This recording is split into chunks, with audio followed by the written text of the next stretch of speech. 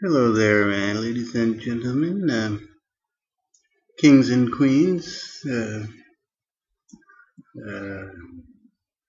Another set of people that go together. I don't know, maybe dogs and cats, givers and takers, comers and goers, etc., etc. I just wanted to give you a little, hopefully short heads up on where I'm trying to go with this. Now, everything takes always a long time to do.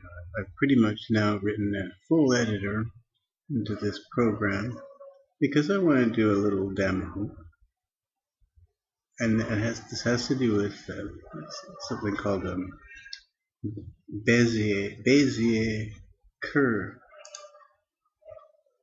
I don't know what Wikipedia comes up with when you look for it. I never studied them in school.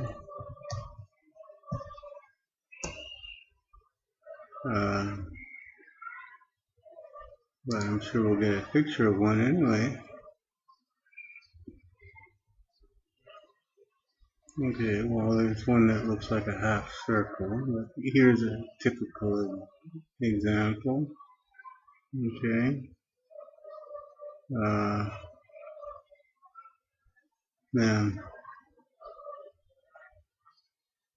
there's linears and cubics, and it's this subdivision thing that I want to show you. Oh, they've already done it, but I want to do it myself. I don't want to use this thing. Something called the DeCasteljau Algorithm. It's very easy to understand.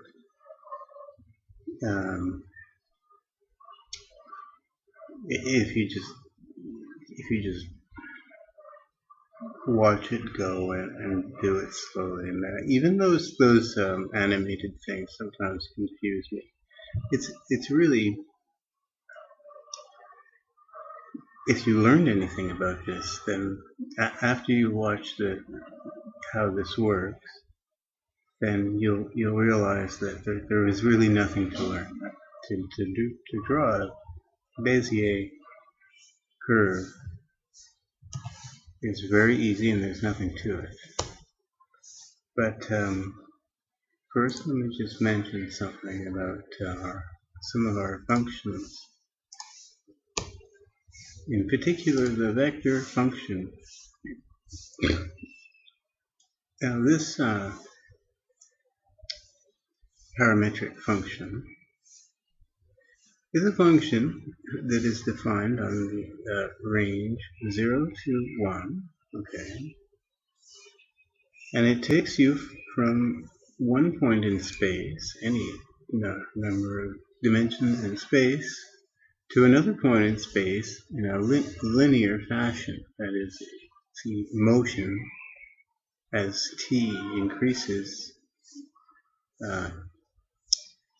in a regular way. If t increases linearly, then the motion from point 1 to point 2 would also be linear.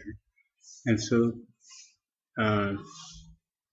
what this type of function, another way of describing this type of function is as a linear interpolator, if you like. It interpolates in a linear way from one point to another point in space. Look at these pictures here. If I don't want the button, please. Consider these 2 points, let's say. If I used my vector parametric function with these as the endpoints, then I could compute very easily any fractional point in between them. Like if I wanted to know, where is a point that's 1/3 of the distance from A to B, then I would just put in 1/3 for my t, and that would take me, to somewhere like here. So it's a linear interpolator between 2 points. Okay, now that's a very handy tool to have. Now this DeCasteljau algorithm is based on a linear interpolation in order to construct a Béziers curve from these 4 points. Now this is the most general case, and this would be a what they call a cubic Béziers. It has 4 control points. This B here, drawn towards A, describes a tangent of the curve, or is parallel to the tangent of the curve at A. And C to D here is also describes a tangent to the curve at position D. Okay. Now C doesn't have to be here; it could be here, and depending on where you put these A's and C's and B's, you'll get it, either a steeper slope, like a curvier thing, or a less curvy thing, or nearly a straight line, or whatever. However, it doesn't matter if B was here. The result is still going to have the same slope at A as it has for this B, and similarly for C and D. Now what I wanted to do with my program was animate that process. Okay, now I'm not done yet, but I'll just give you an idea of when I do get it done. So I have an editor now. I can delete all this stuff like that. And I have 2 things I can do. I can draw paths and I can draw vectors. And I can also do this lerp. Lerp is it's not a general thing. It's just for the Béziers. And there are 4 steps really to compute 1 point on the Béziers curve.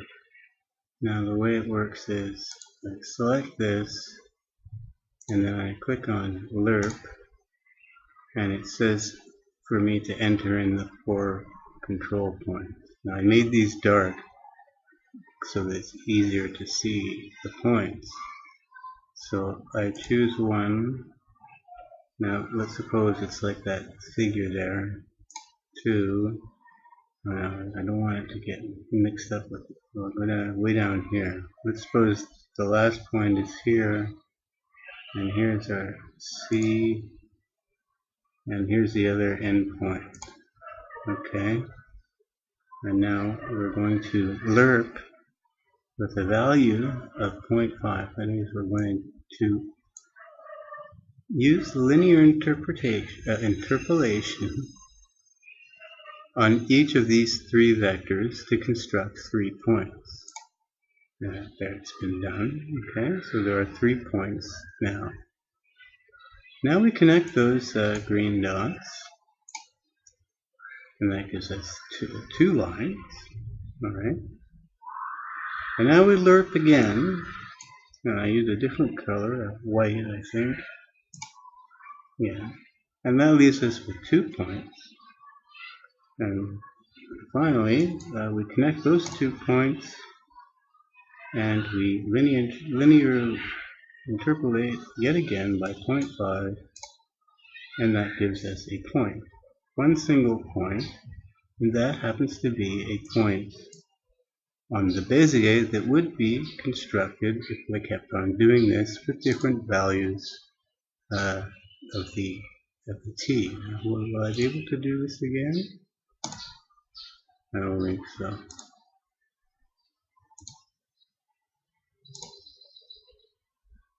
Maybe. Oh yeah. Okay, let's try. Oh yeah, but I need a. I can't. I have no way to enter in the something other than 0.5. It's hardwired in here.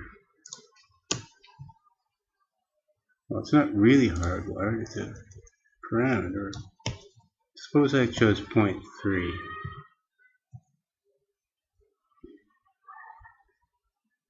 Now what I'd like to do is, of course, have you be able to enter in that value and to retain the final white point in the end, and eventually you see them build up. And then have it run through its thing, not going in a linear way, but like bouncing around to make it more fun and interesting at different values, and you can see the curve build up slowly in a less predictable way than it would if we went linearly. So now we're doing it 0.3. I don't want this thing to get in the way. Let's suppose it's maybe, well, if I took it all in this quadrant here, one thing I want to add is the full screen mode to as well before the next video, so it'll be nice and big. Okay, let's suppose that's a point on the line, and here's the tangent thing, and another point might be here, tangent, or how about that point being here, a big tangent. Now these are interpolated at 0.3, see? Okay, and then it gives us 2 lines. We do the same thing again, and then there's one more line left. We connect those dots, and again, 1/3 of the distance along that line gives us another point, or it would be another point on that curve. Now the idea is, after I press OK here, these blue lines and this will disappear, and these red ones will become bright again. This dot will remain, and then you choose a different value like 0.7, and eventually, according to theory, this will become a Béziers that's parallel to this line here, and parallel to this line here, and smoothly describes a curve. So that's what I'm trying to do right now.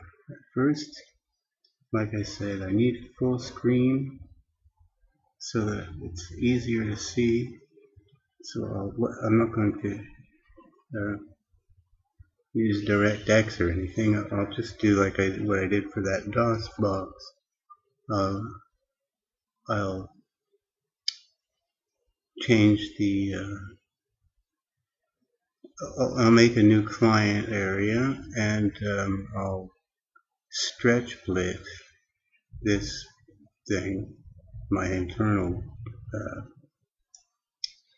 buffer, into a bigger size, and so everything will appear bigger and it should be easier to make out. So that's what I'm doing right now. As far as the other edit, I can show you. If I want to just draw a path, I can do this, right?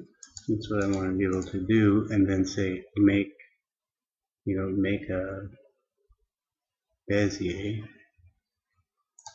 or I can do vectors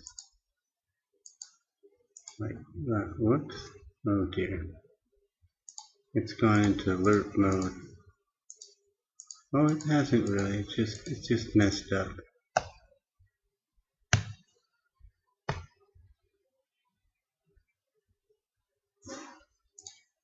If I just say, clear this out.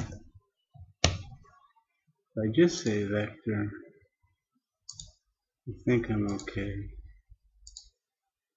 I don't know why the color's white. It's all messed up because two things going on at the same time and it's not finished yet. But anyway, so what I might do is I'll upload this now, and so you know what's coming up. And then I'll probably just replace this with the next one, and we'll run through that algorithm. Béziers is a very simple thing. And then I'd like to move on to the other thing, the Hermite curves, from which all of the important things called splines are derived pretty much. And there's very little to understanding it as long as it's presented in a clear fashion. So we'll hopefully see you soon.